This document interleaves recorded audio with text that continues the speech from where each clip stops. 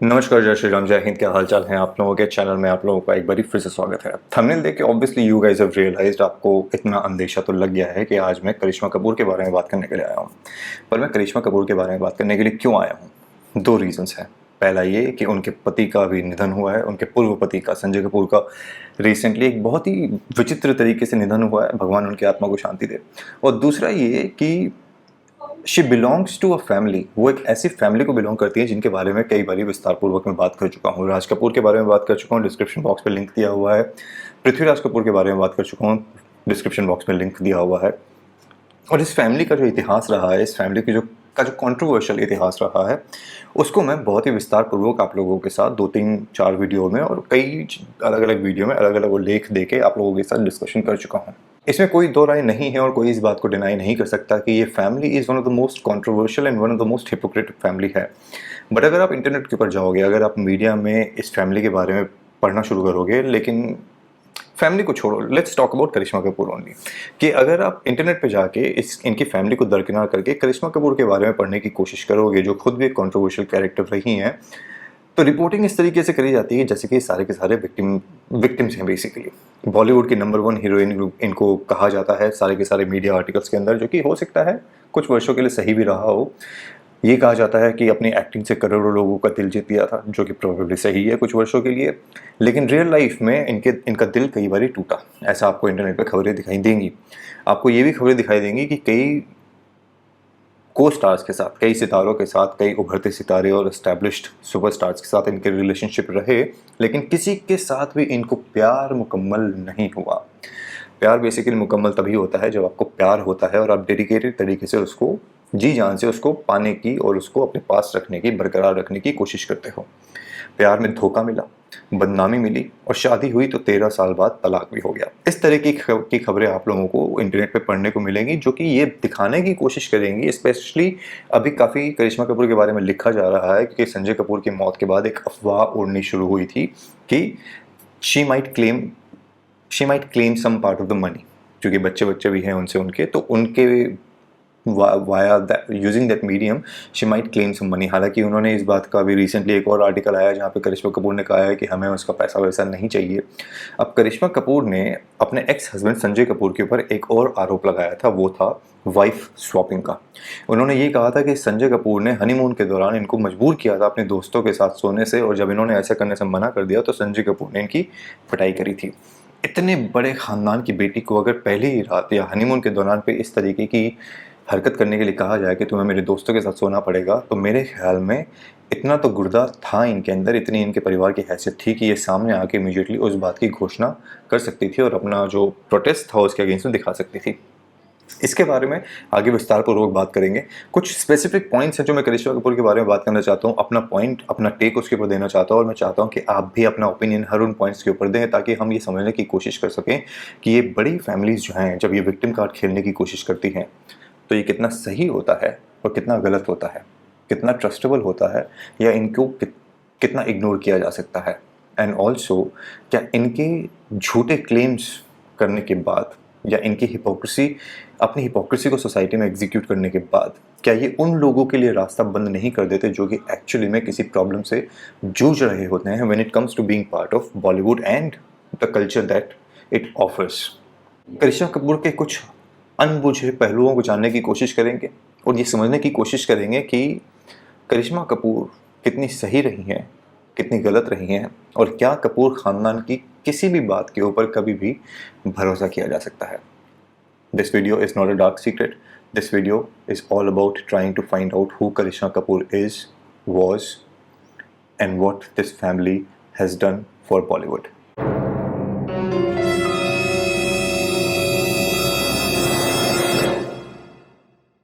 आप लोगों को जानकर ये आश्चर्य होगा कि करिश्मा कपूर की जो पहली फिल्म थी वो एक्चुअली में बॉबी देओल के साथ होने वाली थी, जिसका नाम था बाल ब्रह्मचारी, लेकिन ये फिल्म उस समय बन नहीं पाई। ये फिल्म बाद में आई थी जब राजकुमार के बेटे पुरू राजकुमार को इसमें कास्ट किया गया था और करिश्मा कपूर इन्होंने उसके अंदर काम किया था। 1991 में इन्होंने डेब्यू किया था प्रेम कैदी से। एंड फ्रेंकली स्पीकिंग, हमने वो फिल्म बच्चों के तौर पर देखी थी एंड अच्छी फिल्म थी, काफ़ी लोगों को पसंद भी आई थी, और रातों रात ये एस्टैब्लिश हो गया था कि a new star has been born.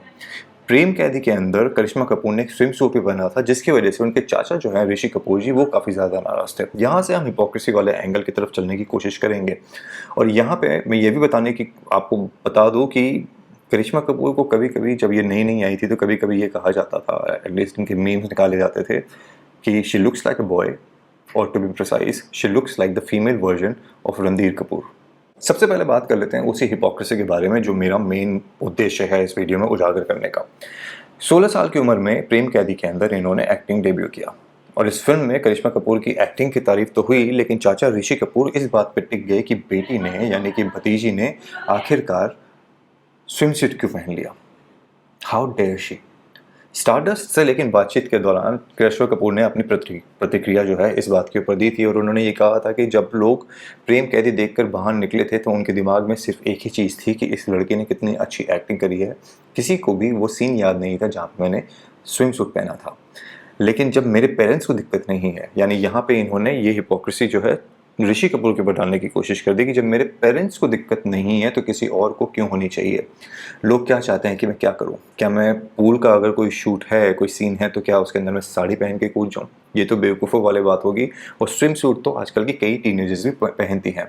अब ये करिश्मा कपूर का बयान था, लेकिन ये काफ़ी वर्षों बाद आया, या इमीडिएटली नहीं आया था, ये काफ़ी वर्षों बाद आया था। तो उस समय इन्होंने फैमिली के अगेंस्ट में कुछ भी नहीं कहा था। अब इसके अंदर कॉन्ट्रोवर्सी और हिपोक्रेसी क्या है? कॉन्ट्रोवर्सी तो कपूर खानदान की बेटी ने पहना है जी, तो कंट्रोवर्सी तो सबसे बड़ी वही है। हिपोक्रेसी इसके अंदर ये है कि यही ऋषि कपूर और यही कपूर खानदान जो कि दूसरे की बेटियों को बिना अंदर के अंतर वस्त्र पहनाए हुए सफ़ेद साड़ियाँ पहना के झंडों के नीचे लटका के बैठा के डुबा के लिटा के वहाँ पे उनके शॉट्स निकाला करते थे, जहाँ पे उनके वक्ष स्थल का सारा स्किन जो है प्रॉपर्ली दिखाई दिया करता था, बिकॉज पानी में भीगने के बाद सफ़ेद कपड़ा ट्रांसपेरेंट हो जाता है। उन लोगों के द्वारा ये कहना कि हमारी बेटी ने स्विम सूट क्यों पहन लिया, वो भी वन पीस। ऐसा भी नहीं है कि ऐसा कोई बिकनी पहना हो जो काफ़ी एक्सपोजिव सा हो। It was a normal one piece जो कि बहुत ही ट्रेडिशनल आउटफिट माना जाता है when it comes to being in swimming pools. तो उस परिवार के द्वारा जो कि दूसरे की बेटियों को नंगा करने में यकीन रखता हो, जिसने मेरा नाम जोकर नहीं, कौन सी मूवी थी वो, जिसके अंदर एक एक्ट्रेस लड़का टाइप का रोल करती है और एक सीन आता है जहाँ पे वो एक किसी चीज़ से टकरा जाती है और उसके शर्ट का बटन जो है यहाँ से खुल जाता है, half of the breasts are visible, और तब राज कपूर को रियलाइज़ होता है कि अरे तुम लड़की हो। मतलब पूरे आजू बाजू घूमते हुए उसको पता नहीं चला, पर उस सीन में पता चल गया कि अरे तुम लड़की हो। इस तरीके का रिएक्शन दिया गया, पर उस रिएक्शन पे मैं ज़्यादा रिएक्शन नहीं देना चाहता। मैं हिपोक्रेसी की बात करना चाहता हूँ कि दूसरों की बेटियों के कपड़े उतरवाने वाले लोग, दूसरे की बेटियों को नंगा दिखाने वाले लोग अपनी बेटी के स्विम सूट पहनने पर किस तरीके की प्रतिक्रिया कर सकते हैं। उसी से ये पता चलता है कि there is nothing called creativity के नाम पे दिखाया हो, क्योंकि क्रिएटिविटी के नाम पे दिखाया तो अपनी बेटी को भी दिखा सकते हैं जो कि डिसेंट तरीके से कपड़े पहने थे उसने। बट इनका मकसद था, ये मंदाकिनी जैसी लड़कियां या जीनत अमान जैसी लड़कियां, परवीन भाभी जैसी लड़कियां, इनको नग्न दिखाने का इनका सीधा सा रीज़न था कि भाई एक्सप्लॉइट करना है और हमें तो इसी के अंदर मज़ा आता है। फिल्म में कैसे चलानी चाहिए और कैसे चल सकती है ये इस परिवार को सही तरीके से पता था। और यही वो वजह है कि मेरा नाम जोकर को अगर आप सॉफ्ट पॉर्न कहना चाहते हैं तो कह सकते हैं। अब आ जाते हैं second part of this video पे, जहाँ पे इनकी एंट्री बॉलीवुड में कैसे हुई। अब जिस परिवार को ऑब्वियसली स्विम सूट पसंद नहीं था, वो ये भी नहीं चाहता था कि हमारी बेटियां, और नहीं चाहता है एटलीस्ट कुछ सालों तक पहले तक तो नहीं चाहता था कि हमारी बेटियां भी जो है फिल्मों में काम करें। और इसी वजह से इनको अपने परिवार से काफ़ी ज़्यादा बगावत भी करनी पड़ी थी, काफ़ी मशक्क़त करनी पड़ी थी बॉलीवुड में आने के लिए। ऐसा कहा जाता है कि कपूर ख़ानदान में महिलाओं के लिए फिल्मों में काम ना करने की परंपरा जो है वो पृथ्वीराज कपूर ने करी थी। पृथ्वीराज कपूर का जो वीडियो का लिंक मैंने आप लोगों को डिस्क्रिप्शन बॉक्स में दिया हुआ है, उसके अंदर मैंने एक उल्लेख किया है एक घटना का, जहाँ पे, और ये पृथ्वीराज कपूर की खुद की बताई हुई बात है, कोई गॉसिप नहीं है ये। उनके इंटरव्यूज़ में उन्होंने कहा था कि अपनी माँ को नहाते हुए देखते हुए, when his mother used to take shower, उनको नहाते हुए देखते हुए इन्हें इंस्पिरेशन मिलती थी। तो पृथ्वीराज कपूर वो इंसान था जो अपनी माँ को नहाते हुए देख के इंस्पिरेशन लेता था। ये वो इंसान था जिसने ये परंपरा शुरू करी थी कि घर की बेटियां जो हैं, कपूर ख़ानदान की बेटियां फिल्मों में काम नहीं करेंगी। वो इस बात के सख्त खिलाफ थे कि बहू बेटियां पर्दों पर आए, इंडस्ट्री में काम करे। लेकिन करिश्मा कपूर ने इवेंचुअली इस परंपरा को तोड़ा। एक इंटरव्यू के दौरान करिश्मा कपूर ने यह भी कहा था कि ये again she try to defend her family कि ये सब लोगों की बनाई हुई बातें हैं, ऐसा कुछ भी नहीं है। जब मैंने काम शुरू किया तो ये सारी की सारी अफवाहें फैलाई गई। लोग कहते थे कि परिवार मना कर रहा है, लेकिन ऐसा कुछ भी नहीं था। मेरी पापा की बहनों ने फिल्मों में इसलिए काम नहीं किया क्योंकि उनका कोई इंटरेस्ट नहीं था। पर वो किसी भी तरीके से, ज़रूरी नहीं है कि वो एक्ट्रेस बनती, किसी भी तरीके से शामिल हो सकती थी इंडस्ट्री के अंदर, डायरेक्टर बन सकती थी, प्रोड्यूसर बन सकती थी। But none of those roles were offered to the Kapoor family women family members, जो इस बात की तो पुष्टि करता है कि एक परंपरा रही इस परिवार की महिलाओं को काम ना देने की या उनसे काम ना कराने की।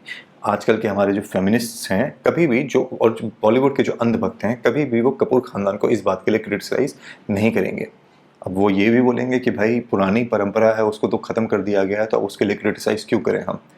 तो अगर यहाँ पे आप पुरानी परंपरा को ख़त्म कर दिया गया है, उसको क्रिटिसाइज़ नहीं करना चाहते, तो बाकी चीज़ों में इतिहास की बातें उठा उठा के फेमिनिज्म के नाम के ऊपर पत्ता क्यों फाड़ने लगते हो कि महिलाओं के ऊपर पहले इतना अत्याचार हुआ करता था। पहले हुआ करता था ना, अब थोड़ी होता है। अब बोलोगे अभी भी होता है, पर आश्चर्यजनक बात है कि फेमिनिज्म की लड़ाई वो लड़ रहे हैं जो बड़े बड़े शहरों में रह रहे हैं, पूरी आज़ादी के साथ रह रहे हैं, क्या कहते हैं, जॉइंट फैमिलीज़ को न्यूक्लियर फैमिलीज़ में कन्वर्ट करने के बाद, अकेले रहने के बाद, पूरी फ्रीडम मिलने के बाद, अपना अच्छे से देखभाल करने के बाद, वो उस बात की लड़ाई लड़ रहे हैं जिसको उन्होंने कभी भुगता ही नहीं, जो वो फेस ही नहीं करते। बट देन अगेन, थोड़ा डाइग्रेस हो गया मैं यहाँ पे टॉपिक से। फेमिनिज्म एक ऐसी चीज़ है, एक ऐसी दुखती रग है मेरी, और सूडो फेमिनिज्म एक्चुअली एक ऐसी दुखती रग है जहाँ पे मैं बहुत बारी बात करना चाहता हूँ, पर कई बार इतनी ज़्यादा गालियाँ मिल जाती है कि कई बार हिम्मत भी नहीं होती बात करने की। यार कि आजकल की महिलाओं को समझाना, सूडो फेमिनिस्ट को समझाना 11 मुल्कों की पुलिस के लिए भी मुश्किल ही नहीं, नामुमकिन है। कमिंग बैक टू करिश्मा कपूर, उन्होंने ये कहा कि मेरे पिता ने मुझे एक्टिंग करने के लिए काफ़ी ज़्यादा इंस्पायर किया, और उन्होंने ये कहा था कि कपूर ख़ानदान के नाम को कभी नीचा मत करना। अब वो नीचा किस तरीके से किया गया वो मैं आगे आप लोगों को बता दूंगा। अब आप बोलोगे कि यार ये तो तुम थोड़ा ज़्यादा मतलब क्रिटिसिज्म मोड में चले गए, बट निर्णय मैं आपके ऊपर ही छोड़ूंगा, टेंशन मत लेना। अपना ओपिनियन, क्योंकि चैनल मेरा है तो अपना ओपिनियन देना भी बनता है। उन्होंने ये कहा कि मेरे पिताजी मेरे पीछे बहुत मजबूती से खड़े थे और उनकी सलाह लेती रहती हूँ, और ये जब इंटरव्यू दिया था तब की बात है कि उनकी सलाह लेती रहती हूँ, और हम साथ बैठते हैं तो फिल्मों की बात करते हैं, हमारे बीच में डिस्कशन होता है कि किस तरीके से काम होना चाहिए। और मेरे पिता ने मुझे ये भी कहा था कि इस तरीके की बातें सोच दिमाग से निकाल दो कि परिवार की ऐसी सोच है कि घर की महिलाएं जो है काम नहीं कर सकती। उस इंटरव्यू में इन्होंने अपने दादाजी के बारे में बात करते हुए कहा था कि मैंने बचपन में अपने दादाजी को कहा था कि मैं एक्ट्रेस बनना चाहती हूँ। तो उन्होंने कहा था कि मुझे पता है कि तुम एक्ट्रेस बनना चाहती हो, अदाकारा बनना चाहती हो, पर बनना तो सर्वश्रेष्ठ बनना, वरना ना बनना। ये तो लक्ष्य में ऋतिक रोशन वाली जैसी बात हो गई कि बेटा घास काटने वाला बनो, पर ऐसा बनो कि बेस्ट घास काटो। इंजीनियर बन गए, बेकार इंजीनियर बने तो फिर क्या फ़ायदा।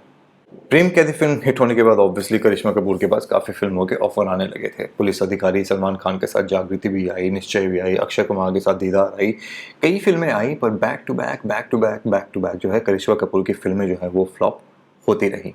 फिर करिश्मा कपूर की ज़िंदगी थोड़ा सा इंटरेस्टिंग मोड़ लेती है, जहाँ पे अनाड़ी करके एक फिल्म आती है, मुझे पता नहीं आप लोगों में से कितने लोगों ने देखी है, पर वो एक सुपरहिट फिल्म साबित होती है।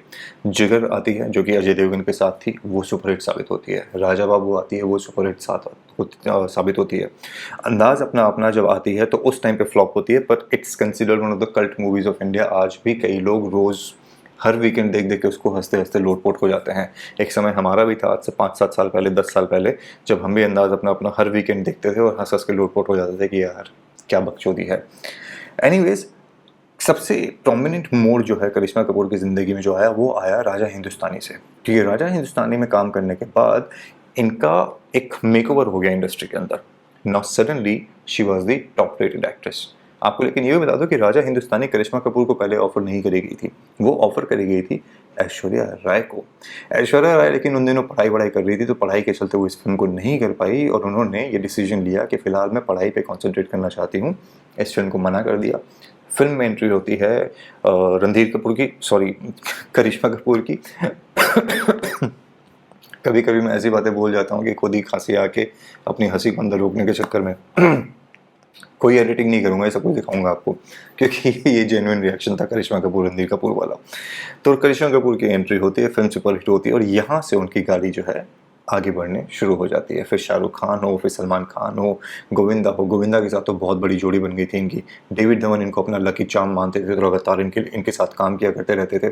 देखते ही देखते करिश्मा कपूर ने कपूर खानदान का नाम जो है फिल्म इंडस्ट्री में लड़कियों के साथ भी जोड़ दिया, और इनको देखते देखते फिर इनकी बहन भी आई, और उसके बाद देखते देखते अब दूसरी बेटियां भी आ रही हैं। अब ये अलग बात है कि एक्टिंग मटेरियल ज़्यादा नहीं आ रहे हैं, सिर्फ प्लास्टिक सर्जरीज करवा के लोग सामने आ रहे हैं, बट दैट प्लास्टिक सर्जरी का डिस्कशन भी is for some other day. Karisma Kapoor को इतनी सारी फिल्में ऑफर हो रही थी क्योंकि सारे के सारे फिल्म मेकर, सारे के सारे प्रोड्यूसर, डायरेक्टर के साथ काम करना चाहते थे। अब ज़्यादा काम मिलने का चक्कर ये भी होता है कि आपको कई फिल्में छोड़नी पड़ती है, और कई फिल्में ऐसी भी होती हैं जो अलग तरीके की ब्लॉकबस्टर साबित हो जाती है। Hindsight obviously you do not know कि कौन सी फिल्म हिट होने वाली है, कौन सी फ्लॉप होने वाली है, but that was the cycle that Karishma Kapoor was facing. अब यहाँ पे इनके उन परिवार का नाम खराब मत करने वाले टॉपिक के ऊपर थोड़ा सा आते हैं।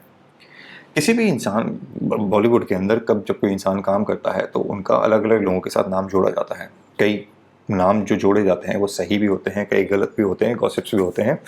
पर मैं आप लोगों के साथ कुछ किस्से शेयर करूंगा जो कि प्रूवन फैक्टर हैं कि करिश्मा कपूर का इन लोगों के साथ रिलेशनशिप रहा, विच इज़ नथिंग रॉन्ग। वो उनकी मर्जी है, रिलेशनशिप बने, टूटे, कटे, सरकमसाइज हो जाए, उनका यीशु यीशु बन जाए बजिंदर कौर की तरह, वो सब उनकी मर्जी है, उसके ऊपर कोई टिप्पणी नहीं कर सकते, वो पर्सनल लाइफ है। लेकिन बात यहाँ पे हो रही है एक पब्लिक फिगर की और एक परिवार की सोच की कि हमारे परिवार के नाम को नीचा मत करना। तो क्या करिश्मा कपूर फेल्ड यहाँ पे? That is the question. क्योंकि इन सब चीज़ों के बारे में डिस्कशन करते हुए हम संजय कपूर तक पहुँचेंगे जो इंसिडेंट चल रहा है अभी, और फिर समझने की कोशिश करेंगे कि क्या ये मेंटालिटी कपूर परिवार की जो है वो डीएनए के अंदर शामिल है कि दूसरों का हमेशा फ़ायदा उठाओ और उसके बाद जो है समुदाय एक विशेष की तरह विक्टिम कार्ड लेके सामने खड़े हो जाओ। करिश्मा कपूर के लव अफेयर की कहानियों में सबसे पहला नाम आया अजय देवगन का। जिगर मूवी में अपेरेंटली काम करने के बाद इनमें काफ़ी नज़दीकियाँ बढ़ गई थी और कुछ प्रेम प्रसंग भी चला, बट वो ज़्यादा दिन चला नहीं। अब वो इसलिए नहीं चला क्योंकि अजय देवगन तंबाकू चबाया करते थे, या फिर इसलिए नहीं चला कि करिश्मा कपूर जो है रणधीर कपूर की याद दिला देती थी अजय देवगन को चुकू चुकू के टाइम पे। रीज़न कुछ भी हो सकते हैं, पर वो प्रेम प्रसंग ज़्यादा दिन चला नहीं, उनका ब्रेकअप हो जाता है। पहली फिल्म के बाद ज़्यादा इन्होंने एक दूसरे के साथ काम नहीं किया, अपने अपने रास्ते अलग अलग तरफ चले गए। अक्षय खन्ना से इनकी शादी की बात चली थी। आपको ये बता दूं कि अजय देवगन से ब्रेकअप के बाद जब करिश्मा कपूर मुश्किल दौर से गुजर रही थी तो उनकी मुलाकात अक्षय खन्ना से हुई। Akshay Khanna is one of the most sorted guys इस इंडस्ट्री के अंदर, मेरे ख्याल में बहुत ही सुलझा हुआ व्यक्ति है। और अक्षय खन्ना और करिश्मा कपूर के बीच में एक रिलेशनशिप शुरू हो जाता है। इनके घर पे रिश्ता भेजा था इनके पिताजी ने खुद से चला के कि हम अपनी बेटी की आपसे शादी कराना चाहते हैं। लेकिन जब तक ये रिश्ता गया तब तक करिश्मा कपूर की ज़िंदगी में थोड़ा बदलाव आना शुरू हो चुका था और फिल्में हिट होना शुरू हो गई थी। तो इस रिश्ते के अंदर बागी जो बनी वो बनी इनकी माँ।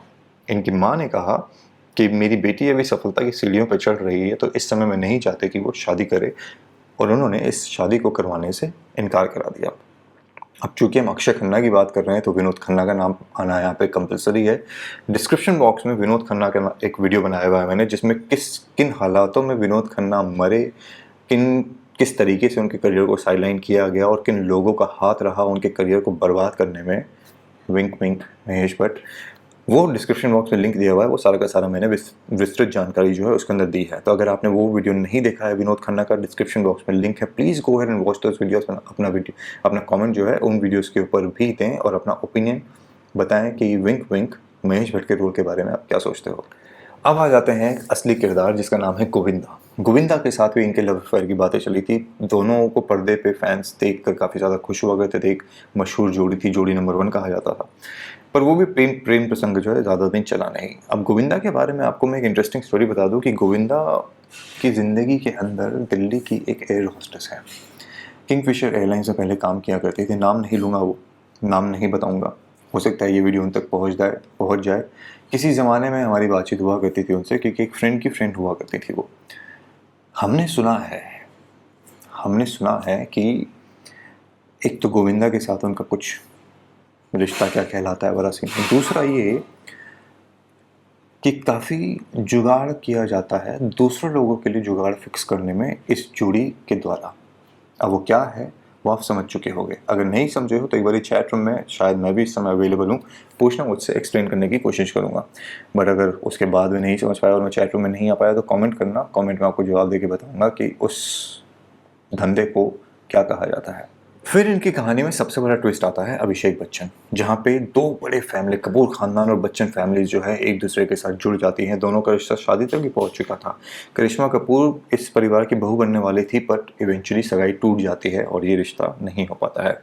कई लोगों का ये कहना है कि जया बच्चन को करिश्मा कपूर पसंद नहीं थी। अब जया बच्चन एक ऐसा विचित्र किरदार है जिसका नाम अगर ले लिया है तो उनके बारे में भी बता दूँ मैं आपको।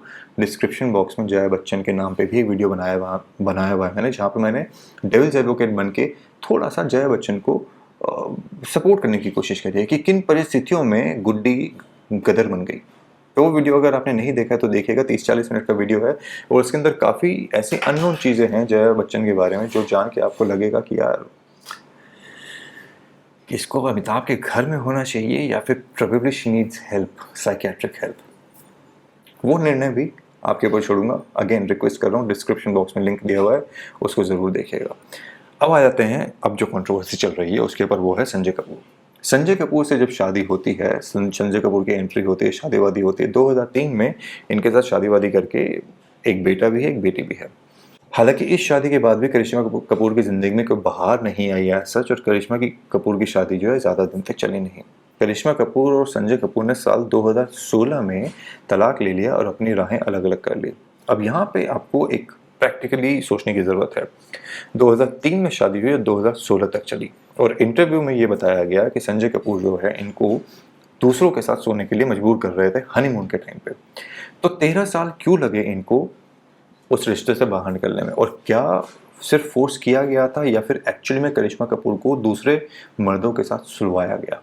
इसको वाइफ स्वैपिंग कहा जाता है, जहाँ पे एक दोस्त अपने दोस्त को अपनी बीवी देता है, दूसरा दोस्त अपने दोस्त को अपनी बीवी देता है। वाइफ की स्वैपिंग होती है, they get into sexual intercourse things, और उसके बाद अपने अपने घर चले जाते हैं। वेरी नॉर्मल थिंग, बॉलीवुड के अंदर ये बहुत नॉर्मल चीज़ है, और एक्चुअली में कॉर्पोरेट लाइफ के अंदर भी, एंड डेयर आई से, काफ़ी लोग मुझे इस चीज़ के लिए गाली देने वाले, डेयर आई से कई बार ये भी कहा जाता है कि आर्म्ड फोर्सेस के अंदर भी ऐसी हरकतें होती हैं। हालांकि आर्म्ड फोर्सेस का केस अभी तक कोई सामने नहीं आया है, बट बॉलीवुड के बारे में जग जाहिर है।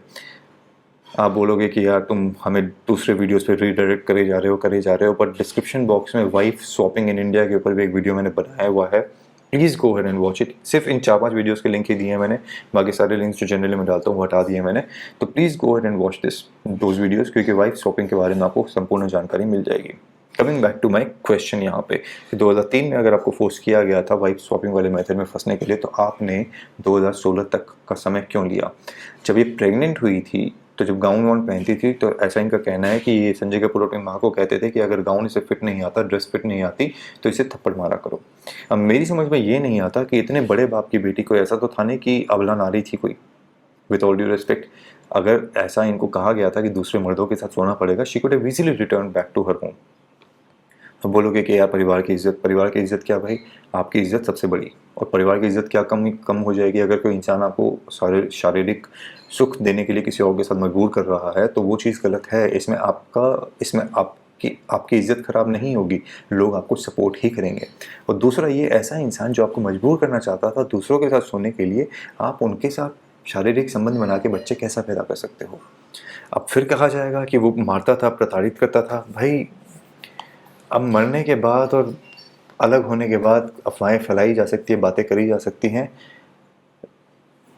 सच हमें कभी पता नहीं चलेगा। हम रैशनली लेकिन लॉजिकली सोच के हम इस बात का अनुमान लगाने की कोशिश कर सकते हैं कि क्या हुआ होगा, क्या नहीं हुआ होगा, कितना सच बोला गया होगा, कितना झूठ बोला गया होगा। अब ये सब ब्लेम लगने के बाद संजय कपूर ने एक्चुअली में डिवोर्स होने के बाद करिश्मा कपूर के बारे में कहा था कि ये अच्छी पत्नी नहीं है, इमोशनली मेरे साथ नहीं है, और उनका ये भी कहना है कि इन्होंने मेरे पैसे के लिए मुझसे शादी करी थी।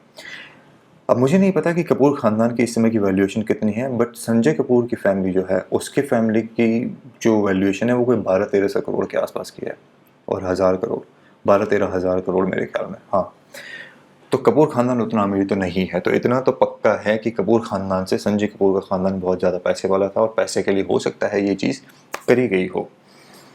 रणधीर कपूर ने लेकिन बाद में ये कहा था कि ये इंसान घटिया है, अब ये फलाना है, ढिमकाना है, हमें इसके पैसे से ऑब्वियसली कोई मतलब नहीं है। और अभी इनकी मृत्यु होने के बाद भी, पहले जब खबर आई कि Karisma Kapoor might try to get some money out of his family, फिर अब जब थोड़ा हीट आया, थोड़ा बैकलैश आया, तो कहा कि नहीं, हमें तो इनका कोई पैसा नहीं चाहिए। अब वो नहीं चाहिए, चाहिए पता नहीं क्या होगा यहाँ पे। लोग पैसे के लिए लोग दूसरों से शादी करते हैं, इसमें कोई दो राय नहीं है। उसका प्राइम एग्जाम्पल आप लोगों के सामने इस समय उपस्थित है युजवेंद्र चहल और उसकी जो बीवी थी धनश्री, धनश्री नाम था मेरे ख्याल में। अब कई लोग ये बोलेंगे कि दुबई में पढ़ी लिखी है, वो भी पैसे वाली थी। कितने पैसे वाली थी, कितनी वैल्यूएशन थी उसकी, उसकी वैल्यूएशन और युजवेंद्र की वैल्यूएशन उठा के देख लो।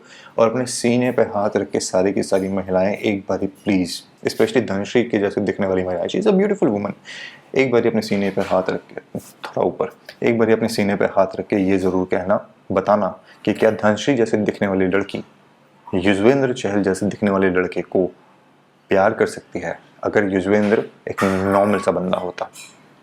अगर आपका जवाब ना है तो यू नो द आंसर कि वो शादी किस लिए करी गई और गोल्ड डिगर इन लोगों को क्यों कहा जाता है।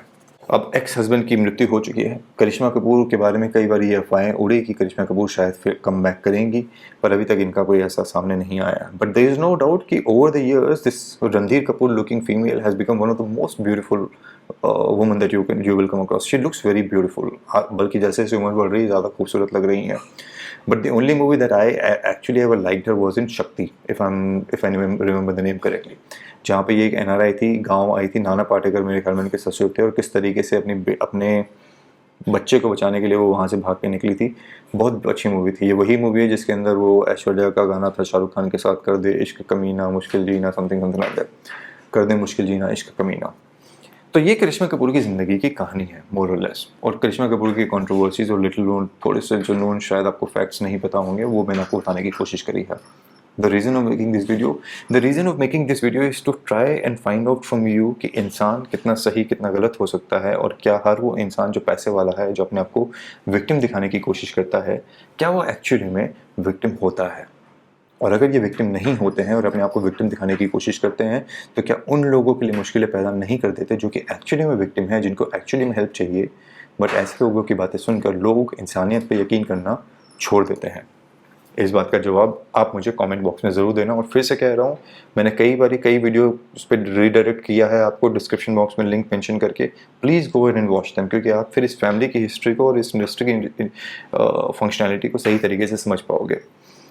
इस वीडियो को यहीं पर रैप अप करता हूँ, इस उम्मीद में कि अगर आप पहली बार चैनल पर जुड़े हो तो चैनल को सब्सक्राइब करेंगे, बेल आइकन पर क्लिक करके नोटिफिकेशन को ऑन करें। अगर ऑलरेडी सब्सक्राइबर हैं तो फिर भी एक बार चेक करें कि ऐप की सेटिंग में आपका नोटिफिकेशन आइकन ऑन है या नहीं, और आपने इस चैनल को नोटिफिकेशन के लिए ऑन कर रखा है या नहीं। अगर आपने सब्सक्राइब कर रखा है, बेल आइकन पर क्लिक कर रखा है, पर फिर भी नोटिफिकेशन नहीं आ रहे, तो मेरा रिक्वेस्ट है एक बार अनसब्सक्राइब करें, दोबारा से सब्सक्राइब करके बेल आइकन पर क्लिक करें ताकि नोटिफिकेशन आप तक आ सके। और हाथ जोड़ के रिक्वेस्ट है भाई, बॉलीवुड के अलावा दूसरे जो वीडियोस हैं उन पे भी थोड़ा प्यार दिखाया करो, क्योंकि उन वीडियोस पे बहुत ज़्यादा रिसर्च होता है। करिश्मा कपूर के ऊपर इतना रिसर्च नहीं किया मैंने, पर फिर भी 30 मिनट आप लोगों के सामने निकाल दिए मैंने। पर उन वीडियोज़ पे मेरे 2-2, 3-3, 4 दिन का रिसर्च होता है। And that is the reason है कि मेरे वीडियोज़ अब ऑल्टरनेट डेज होते हैं, जहाँ पे रिसर्च करके स्क्रिप्ट बना के सब कुछ तैयार करके पॉइंटर्स बना के आपके सामने चीज़ों को रखना पड़ता है, with obviously referencing points and authenticity proofs and all those things, photo visual वगैरह जो भी है। तो प्लीज़ गो अहेड, थोड़ा उन पर सपोर्ट करें। स्टाइलर ब्लॉग्स को मैं दोबारा से कोशिश कर रहा हूँ कि मर्ज करके मैं स्टाइलर ही कर दूँ, क्योंकि 2 चैनल चलाना मेरे लिए नामुमकिन है। एक ही नहीं चल रहा तो 2 चला के क्या करेंगे। तो कई लोग कहते हैं कि फिर तुम इस चैनल की आइडेंटिटी को मार दोगे। मैंने कहा भाई लेकिन everyone does everything. Curly tails जो है वो ट्रैवल चैनल है, पर वो राहुल गांधी के साथ बैठ के खाना खाते हुए पॉलिटिक्स के बारे में बात करते हैं। तो हम क्यों नहीं कर सकते ऐसी चीज़ें? हम क्यों उस तरीके का कंटेंट इस चैनल के ऊपर इनकलकेट नहीं कर सकते? Why should the identity only be कि राइट विंग चैनल है या ये है वो है। मैं स्टाइलर आपकी सेवा में उपस्थित हूँ। मैं स्टाइलर यानी कि संदीप वर्मा आप लोगों के साथ हर वो चीज़ शेयर करना चाहता हूँ जो कि एथिकली करेक्ट है, जो कि मेरी लाइफ से रिलेटेड है, जो कि मैं ट्रैवल करता हूँ तो आपको वो स्टोरीज सुना सकूँ। बेसिकली हर वो पहलू मेरी ज़िंदगी का और सोसाइटी का जो आपके साथ शेयर किया जा सके वो मैं शेयर करना चाहता हूँ। आपका अप्रूवल अगेन सब्सक्रिप्शन और सपोर्ट के थ्रू आता है। फाइनेंशियल सपोर्ट करना चाहो तो डिस्क्रिप्शन बॉक्स के अंदर लिंक दिया हुआ है मेंबरशिप कार्ड, उससे भी हेल्प कर सकते हो। सबसे बड़ा हेल्प वही है when it comes to getting the videos into recommendations. पर फिलहाल इस वीडियो को समय देने के लिए धन्यवाद। मैं आप लोगों से अगले वीडियो में जल्द मुलाकात करूँगा। जय श्री राम, हर हर महादेव। ध्यान रखना।